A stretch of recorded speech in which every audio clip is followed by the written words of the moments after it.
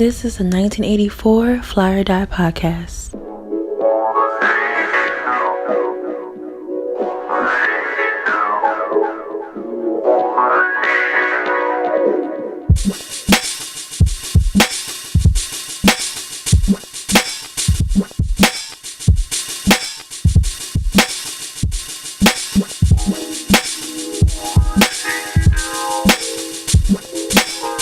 Yeah. Yes, indeed. Yes, indeed. Welcome to episode 7 of the 1984 Fly or Die podcast. I am your host, Mike Bayonne, a.k.a. the future of the funk. Yes, the future of the funk. Where did I get that name from? I jacked it from LL Cool J. I was just sitting here today thinking about all the topics I wanted to discuss, things I wanted to cover, and all of a sudden, that phrase, future of the funk, popped in my head, and I said, you know what, that would be an excellent moniker for me to go by. So I got on social media, Twitter, I switched my name around. I'm like, yeah, future of the funk. Yeah, it's going to make me sound cool, sound badass, The kids going to love it, But yeah, so today is December 4th, which is a rather important day in hip-hop because today is Jay-Z's birthday. That's right. Sean Corey Carter has turned 48 years old, or in this case, 48 years young because he's out there. His album just came out this year. He's still touring. Like, the guy is still pushing it and still doing amazing things. So shout out to Hove. Also on this date, we lost Pimp C, Chad Butler of the group UGK, Underground Kings, Port Arthur's own. Shout out to Texas. He died on this day in 2007, and there are so many MCs and artists that he has influenced over the years. I wasn't really the biggest Pimp C fan. I was more so a fan of Bun B. But, respect is given where respect is due. So shout out to him. Also, this day is important for my personal life. That's right. On this very day, in 2003, December 4th, after a gospel concert, I lost my virginity on a bunk bed at my college dorm room. God damn it. That's right. That's right. And you know what I got to say for that?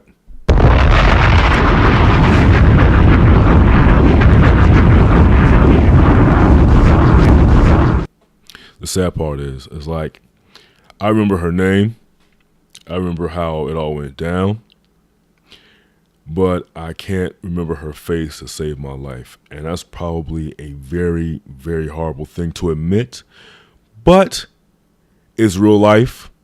And hey, man, that was 2003, 14 years ago. A lot of things have happened since then. A lot of women have happened since then. I'm not saying I'm a player, but it is what it is. But since we're on that note about the ladies, there's something that's been on my mind with all this stuff that's been going on in Hollywood and with in government, with powerful guys taking advantage of women, whether it be rape or other forms of sexual assault. As a guy, I realized that I have to be vigilant in checking myself. Very vigilant in checking myself. I wrote a post on Facebook the other day saying that whenever I have a son, which is going to be years from now, everybody's trying to rush me to have a kid now. I'm like, yo, take it easy, please. Have a seat. Let me live my life, man. Let me do my thing out here. Come on. But anyway, I said on Facebook that whenever I do have a son, I want my son to be a protector and not a predator. I say it again. I want my son to be a protector and not a predator.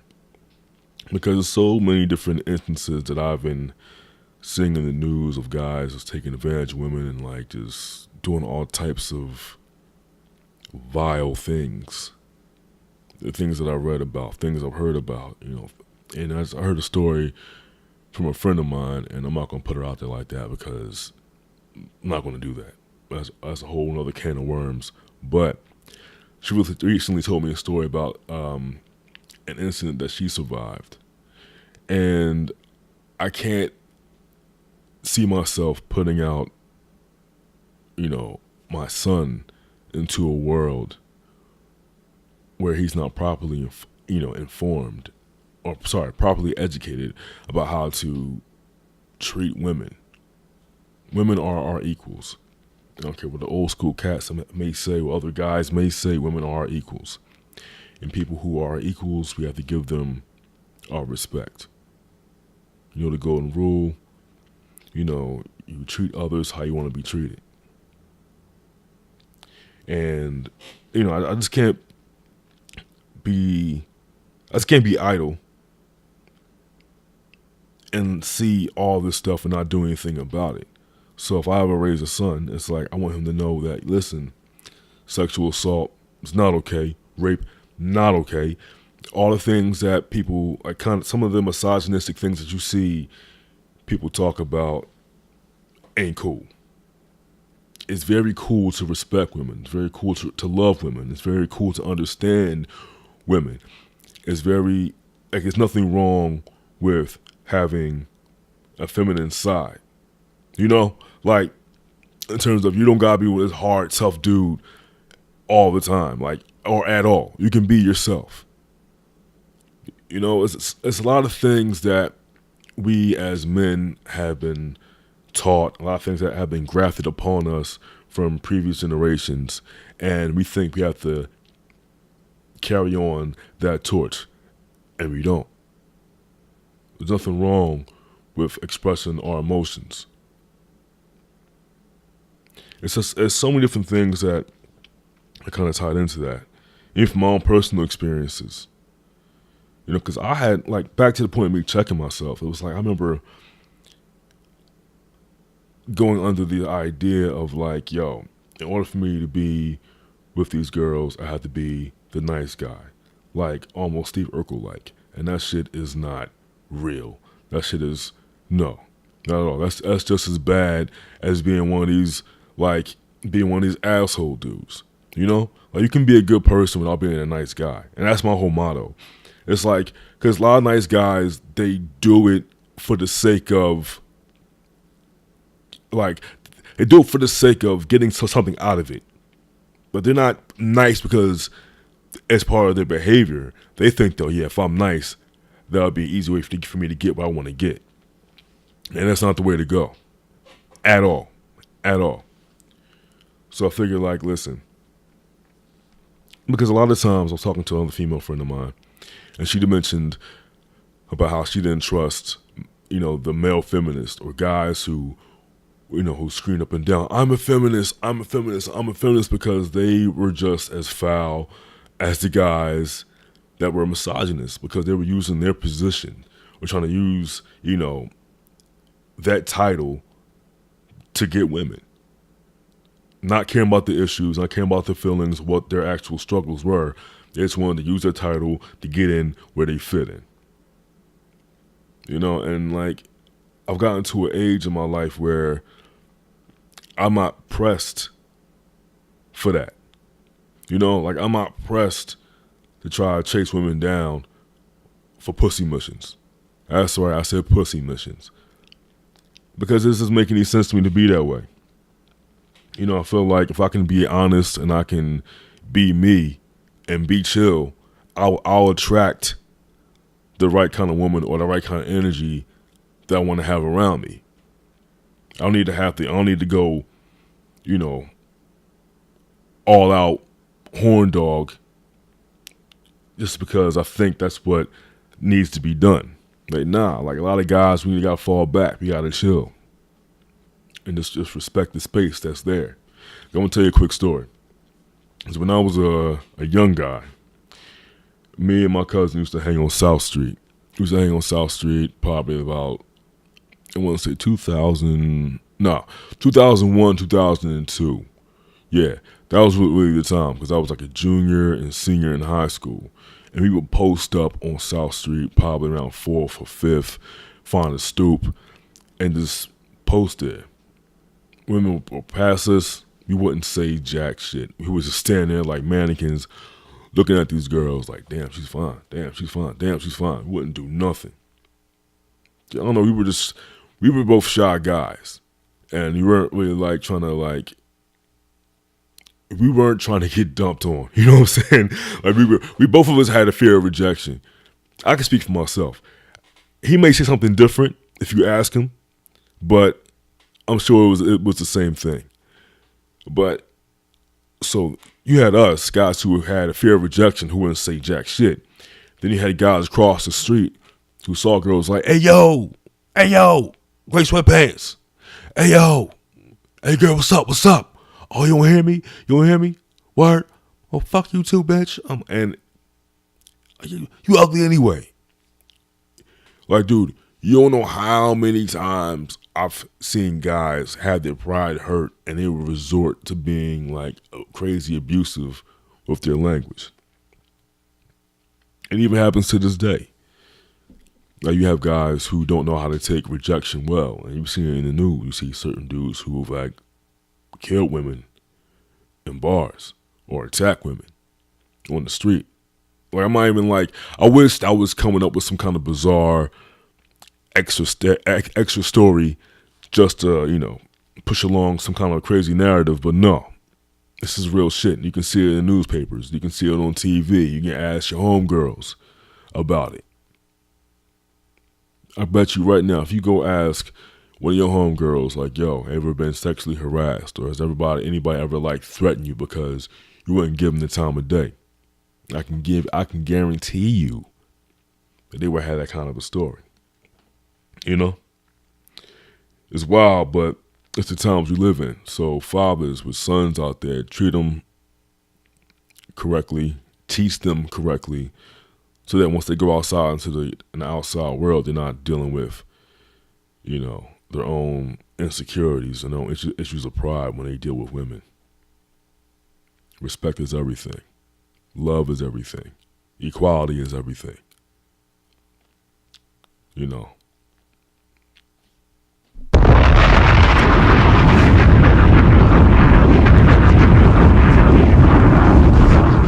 Yes, listen, I love using that damn bomb. I love that shit. I hope Flex doesn't like sue me or like just starts talking all crazy about me on New York radio. You know how he does. Look, fam.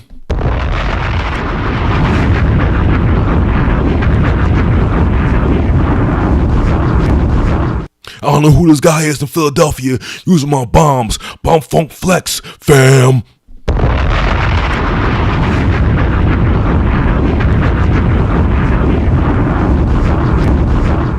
New York City.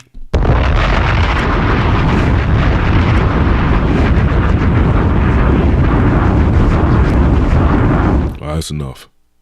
But you get my point. So I had all these different titles for this podcast, and because I have a couple dope guests I'll be talking to next week. So this episode is kind of like a kick around episode, but at the same time it's still me discussing things. So again, today is December 4th. I know I mentioned this date because I know I'm late with this, but I couldn't mention this on my last podcast because my last podcast was about like dealing with self-love and healing. So I couldn't just mention this point about like the whole Mace and Cam joint that happened. But look, when that happened, I was excited because I love Mace. I'm a big Mace fan. I don't care what anybody says about me. Come on, Pastor Mace, whatever. But just know that when Son dropped the Oracle, from start to finish, it was fire. Complete fire. And I was just happy that he did that. I was like, yo, man, he did what he had to do. Because I'm sure he was sitting somewhere in his room. You know what I'm saying? He was hearing all of these disses from Cam, and he got tired of it. I'm sure as hell he got tired of it. And he was like, "What more do you want from me?" And he went into that studio. And he lit fire to that ass. In such a classic way. Over a classic beat too. And for those who don't know, that beat was used by Jay-Z on Blueprint 2 when he went at Nas. You know. And that disc was my favorite. Like, I put Blueprint 2 over Ether. Hell, I put Takeover over Ether. But that's just me. There's no bias there, I promise you. Because I hated the beat for Ether. I thought that beat sucked so bad, yo. Like, for real, it was just, I ain't playing that now. Like, Remy got away with it. We're rocking on it because it was like a sense of nostalgia. Like, oh shit, we ain't heard this song before. And she called it Sheether. And she went on Nicki Minaj. And she won that battle too. I don't care what nobody says. Especially not those annoying ass Barb fans that she got. Facts. But yeah, so I also want to talk about the idea of jugging. I think I made up the term jugging, or if I heard it somewhere else, I'm not sure where I heard it from, so I'm gonna take the credit for it because, you know, it's my show. So jugging to me is kind of like getting over, but getting over while people are conscious that you're getting over. And they just don't care that you're getting over, but you're just doing your thing. For example, a few years ago when Kanye linked with the clothing brand APC, and they sold everybody those white t-shirts, plain white t-shirts for $125. And people bought them. And I was like, yo, it's a plain white t-shirt for $125. Are you serious? But people bought them. Was it because it was Kanye? Yes. Was it because it was APC? Yes. Was it because the price was like, it's an exclusive item? Yeah. Or people are just assholes with their money. It could be many, many reasons. You know, but at the same time, though I find it to be ludicrous, I couldn't hate. Because I said, you know what? Get your money out here. If people want to spend $125 on a white t-shirt, a plain white t-shirt, then go ahead. Spend your money. Who am I to diss you? Who am I to shit on your plans? Nobody. You know? So, because it happened again, I believe, Off-White, which is Virgil Abloh's clothing line. Shout out to Virgil Abloh. His son is like seriously out here getting his. So he had a pack of plain t-shirts. And I think that they had like a little small logo on the upper right breast area. Small logo, nothing massive. And I saw on Hypebeast that he was selling like a pack of like plain white t-shirts with those little logos on them for close to $500 per pack. So I shared it. I said, yo, who's buying this? Like, why would you buy it? What was the reason for buying it? So my friends, of course, they chimed in. They had their comments on it. And my buddy was like the last to comment. He put in sold out, like S 5,000 O's LD out. I said, get the fuck out of here. Let me go see this. I went to the website. Dog. Let me say it again. Dog. Everything, it was sold out. And I was floored. I was floored. And I said, God damn. I'm like, Virgil Abloh, man. I got something to say to you, dog. You win. Because that was insane. But he jugged. He knew how to rock it. He sold a product that people were like, yo, I gotta have it. And they bought it. I can't hate for that. I can't hate. Because, look, I can't tell anybody what to do with their money. No, it's none of my business. You spend money on what you want to spend money on. Like if you want to stand outside all day, outside of a sneaker villa or Finish Line or whatever for like a pair of sneakers, some kind of Jordan retro re-release or whatever it is out there that's kind of hot. If that's what you want to do with your time and your money, I can't knock you for that. Do what you want to do because it's your life. Would I do that? No. Because if I had like $200 sitting around, listen, I'm either going to put it into renewing a passport, an LLC, website, or I would invest it in me some kind of way. But if I was like balling, couple M's in the bank, like stacked out stack house, then I might do that. I'm not gonna wait in line for no kicks. Fuck that. But I might spend some bread on some luxury items, but only if I had like knocking around change like that. But if I'm like going from check to check, trying to pay my rent every month, F that. It's not how I'm getting down. But some people do. And it's not my place to be judgmental. Like I said earlier, I mind my business. I make smoothies and I mind my business. That's that. Because there's no point in me getting involved in anybody's business or telling you how you should live your life or what you should and shouldn't do. Because sometimes people are going to do what they're going to do regardless of what you say to them. So it is what it is. All facts. All facts. So I was either going to go into the direction of like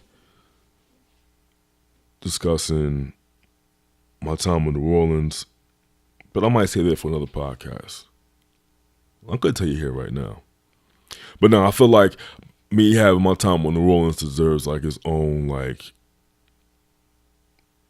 podcast, like its own episode, like a quick 15, 20-minute episode, me just putting it all out there and just going into where my mind was. And because that time period for me was just very, very transformative. Trust me, it has ups and downs. Like I started on the up note, ended on a down note, but that was solely because of me and my actions. I take responsibility for what I take responsibility for, but nothing too bad, but you'll hear about it when you hear about it. So, yeah, I just wanted to do like this quick little podcast, little quickie for the streets. Oh, yeah. I wanted to end this with my top five favorite rappers. And my top five favorite rappers are, the first three aren't in any order, and the last two are in order, or whatever. I don't know. I don't care, but here it goes. So my top three rappers is Big, Hov, and Nas. I know that's cliche, because everybody says that. It's Big, Hov, and Nas, or Big Pac and J, or Big Pac and Nas, or some people might throw Big L in there, Big Pun in there, whatever. But for me, Big, Hov, and Nas were my favorite because when I was trying to write raps and get into hip hop, like really, really get into it, those were the three that I listened to. And I tell you right now, like there's no album to me that I love more than Life After Death by Big. Reasonable Doubt, Blueprint, Volume 1, and I want to say even 444, American Gangster. There's a couple albums that Hov put out that I love. I think Reasonable Doubt, Blueprint, Black Album, Volume 1 are like my four favorites. I gotta go back through it again, but whatever.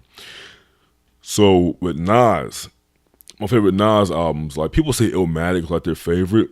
Illmatic is cool. Don't get me wrong, Illmatic is a classic, but it's not like my favorite Nas album. My favorite Nas album is It Was Written. Because Nas even tell you himself that he liked It Was Written better than Illmatic.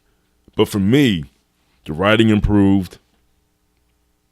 I like the beats more on that album. I'm not dissing and saying that Illmatic beats weren't fire. They were, but it was written with just fire. Like that song "Taking in Blood," stop it. And even the R. Kelly remix of "Street Dreams." "Street Dreams," the first one was dope to me too, but the "Street Dreams" remix, that was my shit. Because I'm born in '84, but '96 was like one of my favorite years ever to be alive when it's playing. Not only was I like what, TV shows, movies, or whatever, but when it came to hip hop and rap albums, then that was that. And that was like the Big Willie era. Right before Fresh Prince came out with his Big Willie style album, like the real Big Willie era. When rappers was on that mafioso type shit. Like around the time period, because I think Do or Die came out, as AZ's album, came out in 95. And Reasonable Doubt came out in June 96. Yeah, so you had that, and you had It Was Written came out that same year. Pac's album came out, was it February 96? And because I think It Was Written came out in July 96. Yo, I'm pulling all these dates out of my ass. It's just amazing to me, but roll with me. Dogfather, Snoop put out. Dogfather had some cuts on it. That was like, I want to say November 96, a couple months after Pac died. I didn't really like Machiavelli that much because Machiavelli was like kind of like a negative album to me. Like, I understand what was going into the album and why he made it, but like it was just a very, very angry album for me, man. I can't, like, there's some days I be chilling in the crib, just want to relax. I can't put that shit on, bro. Like, nah. I want to go outside and punch a kitten or something, man. That's not nice. That's not productive. You feel me? So yeah, like I said, those three rappers are my top three favorites. Oh yeah, I forgot another album I like by Nas. Stillmatic is fire to me. Love Stillmatic. And his latest one, oh man, the joint where he has Khaleesi's like wedding dress on the front cover. I'm forgetting it, but I think it was like Life Goes On. It's like I do my Googles on my podcast. That's how you know, like, I'm an old man. I should know this shit by now. Life is Good. I don't believe I forgot that title. Simple as hell. Life is Good. But yeah, so the other two, of course, to round out my list are Redman and Andre 3000. Yes, Redman, Andre 3000. Redman to me is like a very, very underrated MC. Straight Jersey. You know what I mean? Jersey MC, like, I'm telling you. The first album, fire, is like called What the Album. That came out in 92. The second one, 94, I think, and that one was called There Is a Dark Side. There are a couple of joints on it. But my favorite Redman album is Muddy Waters, and that dropped in late 96. Because my favorite song on the album is Pick It Up. I've been blasting that album ever since I got my hands on it. Because it's just fresh to me. I love that. And he followed a lot of people's styles too. Like, you can tell he influenced like Ludacris, he influenced Eminem.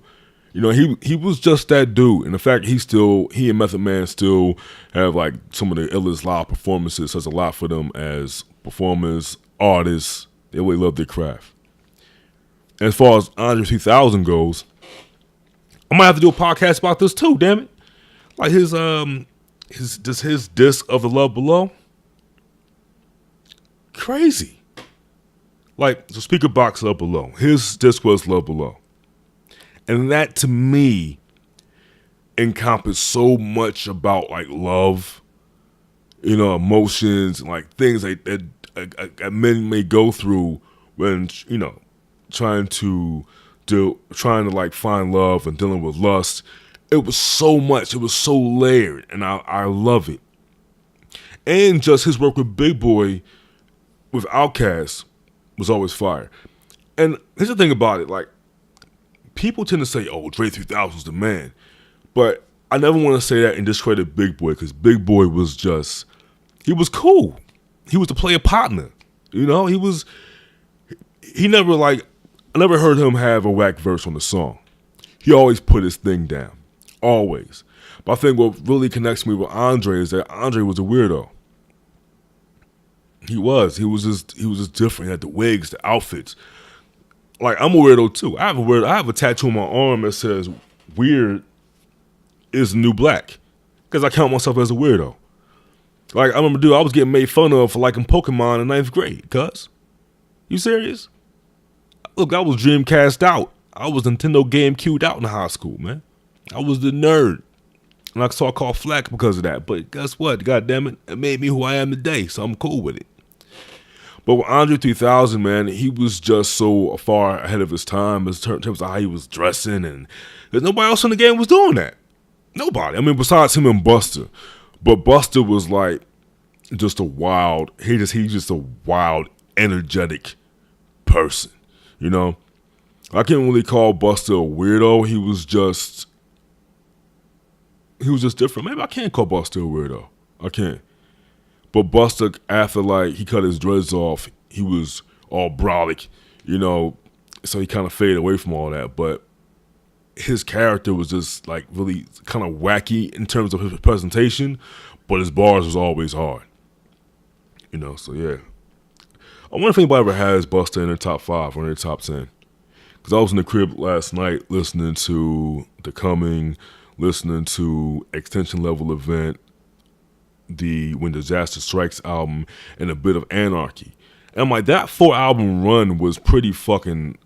Pretty good. The production, just him overall, he had dope albums. But I don't know if people will ever put him on Mount Rushmore. Because after Anarchy, he did Genesis. That was on J Records. And after that dropped in 2001. That had a couple of Neptune singles on it. And he had Dilla was on it. Dilla's beats on that joint was crazy. Crazy. And because he had that Patrick Cavassier on there was another beat, but then Pharrell and them remixed it for Patrick Cavassier Part 2. You heard it on the radio everywhere in 2001, 2002. After that album, he had It Ain't Safe No More. Ain't Safe No More was a cool album. Had some radio singles on it. But the Dilla joints and the Megahertz beats on there, I haven't heard from Megahertz in a while, dope producer, but the beats on there was fire. And after that, he did The Big Bang. I love The Big Bang. That was his joint on Aftermath with Dr. Dre. And it was a crazy album. But after that, he did Back in My BS. I wasn't really feeling the album like that. And I don't know what he's had a couple singles since then that were fire, but I haven't heard any a full-length project from him that was yo, my man Busta, he's back, or he's still doing it. So, whatever he's doing, he's doing it. So, whatever. But yeah, so that's the end of my podcast, man. You know what I mean? I didn't have anything else to really talk about. You know what I'm saying? That's it. That's it, baby. It's over. Thank you. Catch you next week for episode 8. You're going to love it. I swear to God.